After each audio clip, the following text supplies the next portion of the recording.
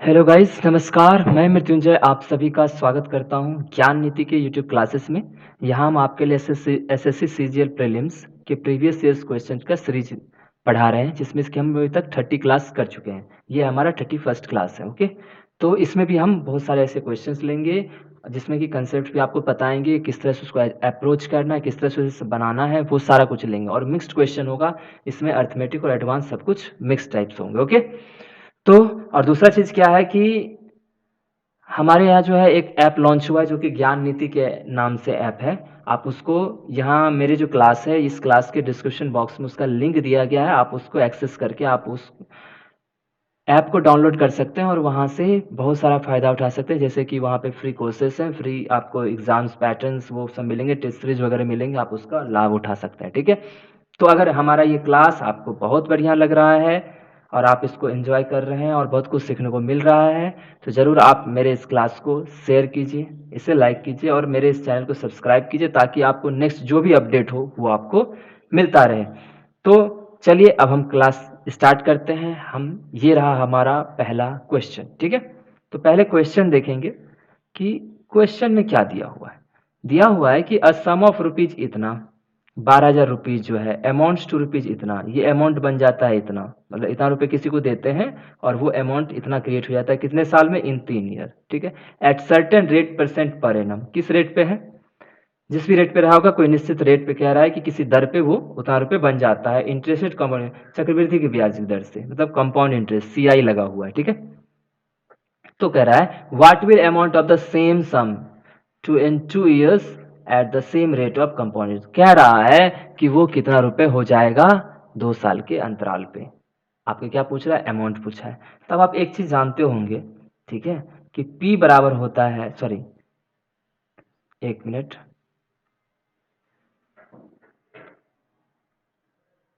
ठीक है, आप एक चीज अच्छे से जानते होंगे कि ए बराबर होता है P इंटू 1 + R/100 के पावर 3। ठीक है, मतलब टी होता है, क्या होता है यहाँ, टाइम होता है। तो आप बताइए पी, आप ए कितना है आपका, 20,736, 20,736। और ये देखिए पी को यहाँ हम ला के इससे डिवाइड कर सकते हैं, तो नीचे लिख दूं 12,000, क्योंकि पी हमारा 12,000 बराबर 1 + R/100 के पावर कितना है, 3 है। क्लियर। आपको चाहिए क्या, आपको चाहिए अमाउंट, कितने साल का, 2 साल का। तो उसके लिए हमको क्या चाहिए, अमाउंट के लिए पी चाहिए, ध्यान देना पी चाहिए इंटू 1 + R/100 के स्क्वायर। ठीक है, और देखिए अमाउंट चाहिए, ये हम इस सेकंड के बारे में बात कर रहे हैं कि 2 साल में पूछ रहा है कितना अमाउंट हो जाएगा। तो पी तो आपको पता है कितना, 12,000, और हमको अगर 1 + R/100 का वैल्यू पता चल जाए तो हमारा काम सॉल्व हो सकता है। तो आप देख रहे हो यहाँ से। ठीक है, जब इसको काटोगे तो 12 से ये एक बार में कटेगा, मतलब ये नीचे हो जाएगा 1,000, और 12 से जब इसको काटोगे तो 12 का ही 12, 8 बच गया, 87 बरसते 84, 3 बच गया, 33 बरदुना 24, और 24 तो 6 3 12 96।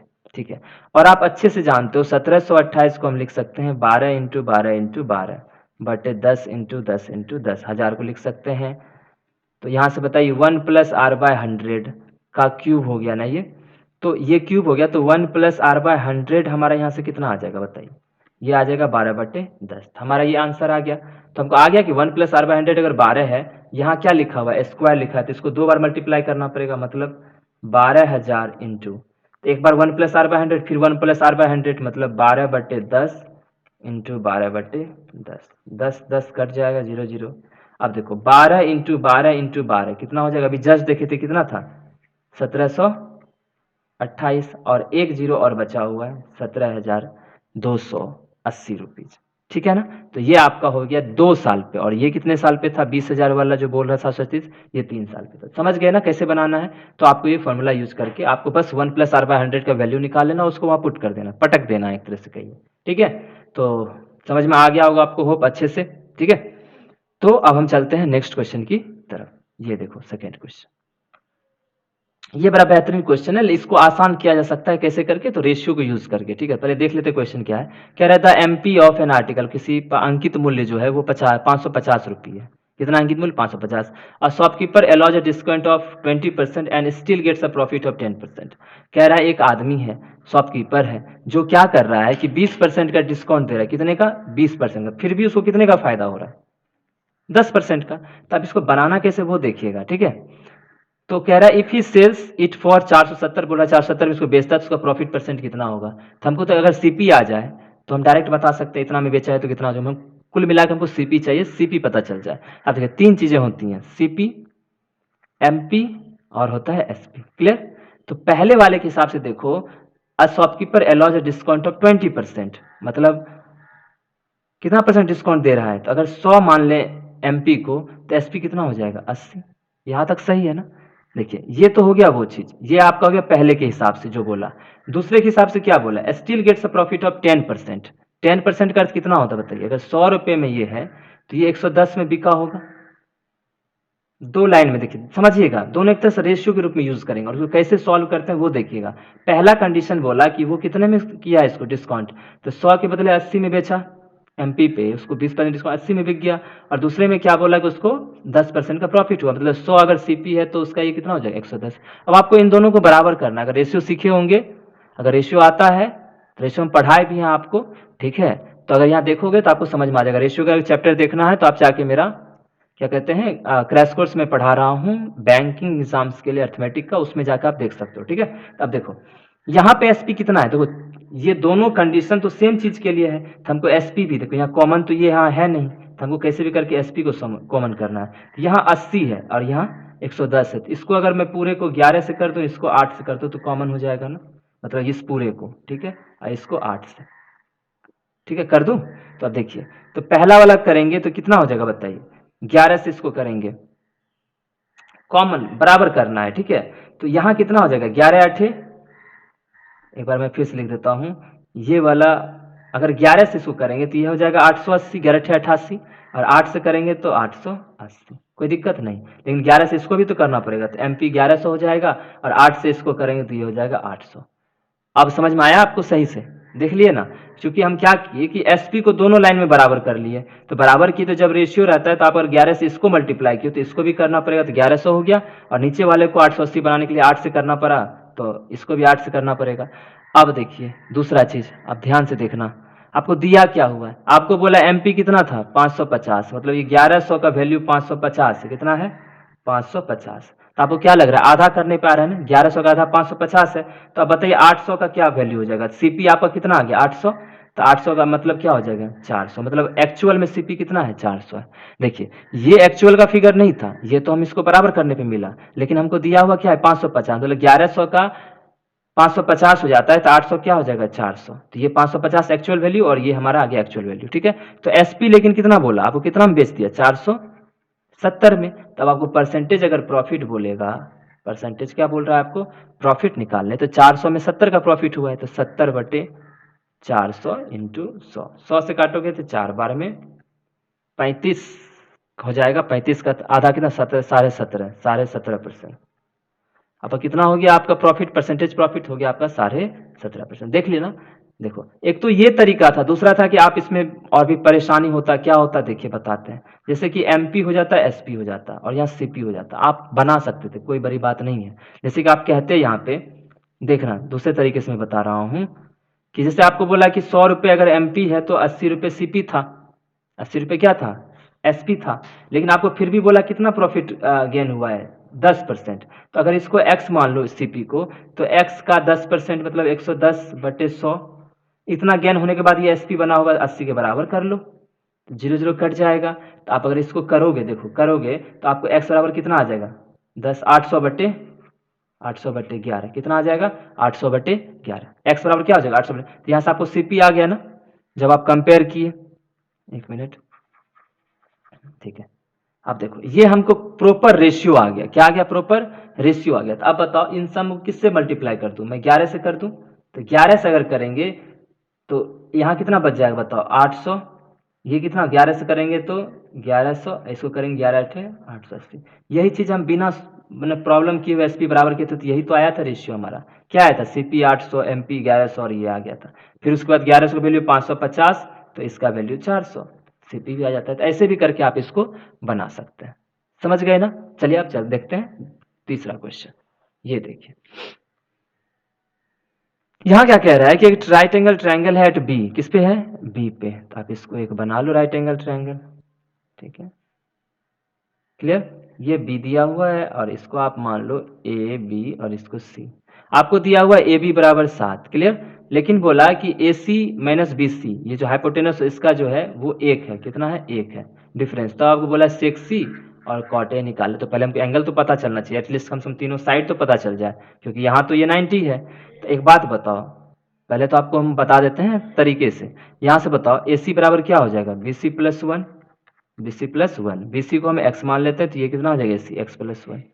अब इस पता है ना कि ये सब का क्या होता है, पाइथागोरस थ्योरम के थ्रू आप इसका जो स्क्वायर और इसका स्क्वायर का डिफरेंस 7 को, तो आप या ये कह सकते हैं कि 7 का स्क्वायर प्लस एक्स का स्क्वायर बराबर क्या हो जाएगा, एक्स प्लस 1 का होल स्क्वायर। हो गया। तो यहां से आप कह सकते हो कि अगर देखो 7 स्क्वायर यहीं रहने दो, इसको उधर लेके जाओ, इसको इस साइड, तो 7 स्क्वायर बराबर क्या हो जाएगा, एक्स प्लस 1 का whole square minus x square. ठीक है। तो 7×7 = 49। अब देखना, तो A square minus B square, तो पहले ए प्लस बी करोगे तो 2x प्लस 1 आ जाएगा। ठीक है। और फिर क्या करोगे, इसको इसमें घटाओगे तो 1 आ जाएगा ना। तो 1 से देखो, एक बार इसको a प्लस बी और a माइनस बी करोगे तो 1 आ जाएगा। तो आप बताओ 2x प्लस 1, 49 के बराबर हो गया। तो 2x बराबर किसके आ गया हो जाएगा 48, तो x बराबर कितना हो जाएगा 24। तो आपको समझ में आ गया ना, तो x कितना हो गया आपका, ये आपका आ गया 24 और ये हो जाएगा 25। और दूसरा चीज क्या है कि अगर आप ट्रिपलेट्स जानते हैं तो आपको पता होता है कि 7 के साथ 24 और 25 ही आता है ट्रिपलेट्स में। जैसे 3 के साथ 4 5 देखते हो, वैसे 7 के साथ 24 25 आता है। ठीक है, जो कि 1 के डिफरेंस पे होता है। तो आप डायरेक्ट भी अगर पता होता तो इतना कुछ करने की जरूरत थी ही नहीं। लेकिन आपको बोला क्या क्या निकालना है, पहले उस पर फोकस करते हैं। सेक सी बोला प्लस कॉट ए बोला। सेक मतलब क्या होता है 1/cos, कॉस मतलब क्या होता है b/h, तो यहाँ h/b निकालना है। लेकिन ये कॉट सी के हिसाब से, तो सी तो मेरा ये एंगल है, तो इस एंगल के लिए बताओ, इस एंगल के लिए एच क्या है मेरा 25, ध्यान से एच क्या है 25 अब बटे बी, इसके लिए बी क्या है मेरा 24। क्लियर। अब ए के लिए बताओ, ए के लिए अगर 10 होता तो p बाय बी होता, लेकिन ये क्या हो जाएगा b बाय पी, 7/24 हो जाएगा। तो 25 7 32/24, 8 चौक 32, 8 तिया 24, आपका कितना हो गया 4/3। समझ में आया ना आपको। तो कहीं कहीं क्या होता है कि आपको कम से कम मतलब जो मिनिमम ट्रिपलेट्स हैं वो तो आपको पता होना चाहिए। ट्रिपलेट्स अगर पता होगा तो आप बहुत आसानी से इस क्वेश्चन को कर सकते थे, मतलब इतना माथापच्ची भी करने की जरूरत नहीं थी। ठीक है। दूसरा चीज क्या है, थोड़ा एक और चीज मैं यहाँ समझा देता हूँ कि ये सी के लिए था। ठीक है, तो आपको ये एंगल देखना पड़ेगा। अब इस एंगल के लिए ये आपका P, ये आपका B, ये आपका H हो गया। ठीक है। लेकिन जैसे ही आप एंगल ए देखोगे, क्या देखोगे एंगल ए, ये एंगल देखोगे, तो इस एंगल के लिए ये P हो जाएगा और ये B हो जाएगा और ये H हो जाएगा। समझ गए ना। तो ब्लू के लिए ब्लू वाला और रेड के लिए रेड वाला। समझ गए ना। तो इस हिसाब से भी आपको क्लियर होना चाहिए कि ट्रायंगल में किस तरह से हम क्वेश्चंस को देखते हैं और ट्रायंगल के साइड को डिसाइड करते हैं, तभी आप सही से आंसर कर पाएंगे। ठीक है। तो चलिए अब देखते हैं नेक्स्ट क्वेश्चन। ये देखो क्या बोला, आपको बोला कि the curved surface area and volume of a cylinder are इतना नहीं इतना। कट सरफेस एरिया और दोनों दे दिए, तो what is the ratio of its R/H, मतलब कुल मिला के आपको R/H बताना है। ठीक है, बताया क्या क्या है देखो। देखिए CSA दिया हुआ है। ठीक है, CSA होता है कितना है भाई, CSA होता है आपका 2πRH और ये दिया हुआ है 264। और फिर बोला वॉल्यूम, वॉल्यूम कितना होता है बताइए, πr²H, वो दिया हुआ है 924। आप एक बात बताओ, इसको अगर हम डिवाइड कर दें, क्या कर दें हम इसको डिवाइड कर देते हैं, इधर भी हो गया। ठीक है। अब बताओ पाई से पाई गया, एच से एच गया, आर से आर गया, तो 2/r आ गया। तो 2 से इसको काट सकते हैं, 2 1 2, 2 3 6, 2 2 4, ये कट सकता है क्या इससे, देखो 4 से कटेगा, 4 12, 4 12 कट जाएगा। देखो 4 12, 4 12 हो गया, और 4 से काटोगे तो 4 2 4 12, 4 1 4। अब 11 से कट जाएगा, 11 33 और 11 22, 11 3 7 21। तो आर बराबर कितना आ गया आपका 7 आ गया। समझ में आ गया ना, आर बराबर क्या हो गया, यहाँ सिर्फ आर ही तो बचा था और इधर सिर्फ 7 बचा, तो आर बराबर 7 हो गया। तो अब इसको आप डायरेक्ट सॉल्व भी कर सकते, जैसे कि 2πRH बराबर कितना दिया हुआ था 264 दिया हुआ था, तो 2 इंटू पाई बोल दिया, आपको कितना लोगे 22/7 इंटू आर कितना आया 7 इंटू एच बराबर 264। क्लियर। अब देखो 22 से काटोगे इसको, तो 22 से कहें 22 और 22 दूनी 44, 7 से 60 कर दिया, 2 से 6 कट गया, तो h बराबर 6 हो गया। आपको पूछा क्या है R/H, तो R कितना आ गया 7, और h कितना हो गया 6, तो 7/6 इसका क्या हो गया आंसर। देखिए ना, तो आपको क्या करना था, एक बार इसको डिवाइड करना, जैसे r आ गया और एक फॉर्मूला में पुट कर देते तो उसका h आ जाता और r और h को यहाँ से आप डायरेक्ट सॉल्व कर सकते थे। और रेडियस टू हाइट का ही आपको बोला है, क्या चीज निकालने, आपको रेडियस टू हाइट का ही बोला है आपको वैल्यू बताने, ठीक है, उसका रेशियो बताने। चलिए देखते हैं नेक्स्ट क्वेश्चन। ये क्वेश्चन देखो, ऐसे क्वेश्चन हम बहुत बार करवाएं आपको, तो इसलिए करवा रहे हैं जानबूझ के भी, ताकि आपको मतलब ऐसे क्वेश्चंस आते हैं लगातार पैटर्न पे आए हैं, ठीक है। देखो यहाँ पे the ratio of the efficiency of ABC, पता है एफिशिएंसी का रेशियो दे दिया एबीसी का, they can complete the total work in इतना 21 डेज। तो टोटल वर्क अगर बोलूँ तो क्या होता है एफिशिएंसी इनटू टाइम, ठीक है। एफिशिएंसी सबका जोड़ दो, क्योंकि ये एबीसी तीनों मिल के काम किया, एबीसी वर्किंग टुगेदर लिखा हुआ है, साथ मिल के काम करते हैं, तो आप जोड़ दो 7 3 10 5 15, 15 इंटू टी कितना है 21 दिन, ये आपका टोटल काम हो गया, ठीक है। अब बोल रहा है कि ए एंड सी, ये था किसका, ये देखो ए प्लस बी प्लस सी काम कर रहा था तब। अब टोटल वर्क बताओ, अगर ए और सी मिलकर काम किया तो ए प्लस सी, तो इसी का एफिशिएंसी और इसी का टाइम। तो अब बताओ ए और सी काम किया है, तो ए और सी 7 5 12 इंटू टाइम कितना हो गया 15, इतना काम किया ए और सी मिलके। तब आपको बोल रहा है कि the remaining work will be completed by B alone. तो बोला रिमेनिंग वर्क कितना हो जाएगा बताइए, रिमेनिंग वर्क अगर निकालना पड़ेगा आपको तो क्या करना पड़ेगा, इसमें से इसको घटाना पड़ेगा, जो टोटल वर्क था जो तीनों मिल करता था उस और ये वाला।